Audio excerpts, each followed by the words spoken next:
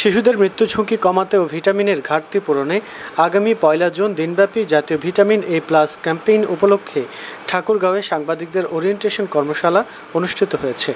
শনিবার ১ জুন সকাল ৮টা থেকে বিকেল ৪টা পর্যন্ত জেলার ৫টি উপজেলায় ও ৩টি পৌরসভায় ১,৩৬৪টি কেন্দ্রে মোট ২,৩৩,৬৪৫ জন শিশুকে ভিটামিন এ ক্যাপসুল খাওয়ানো হবে বলে ওরিয়েন্টেশনে জানানো হয়। বৃহস্পতিবার দুপুর 12:30টায় ঠাকুরগাঁও সিভিল সার্জন কার্যালয়ে এই ওরিয়েন্টেশন কর্মশালা অনুষ্ঠিত হয়।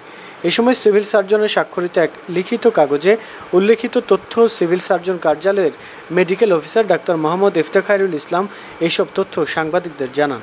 তিনি জানান, জেলায় 6 মাস থেকে 11 মাস বয়সী ২৭,৬১৫ জন শিশুকে একটি করে নীল রঙের ভিটামিন এ ক্যাপসুল ও 12 মাস থেকে 59 মাস বয়সী 2,06,030 জন শিশুকে একটি করে লাল রঙের ভিটামিন এ ক্যাপসুল খাওয়ানো হবে। টিকাদান কেন্দ্রগুলোতে মাঠ পর্যায়ে ১৭২ জন স্বাস্থ্য সহকারী, ২১২ জন পরিবার কল্যাণ সহকারী, ২,৭২৮ জন স্বেচ্ছাসেবক এবং প্রথম সারির ১৭১ জন সুপারভাইজার থাকবেন।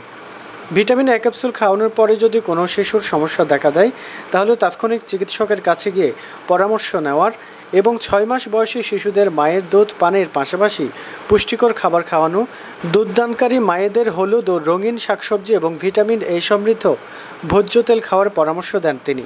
এ সময় সিভিল সার্জন কার্যালয়ের বিভিন্ন কর্মকর্তা কর্মচারী ও জেলার প্রিন্ট এবং ইলেকট্রনিক মিডিয়ার সাংবাদিকরা উপস্থিত ছিলেন।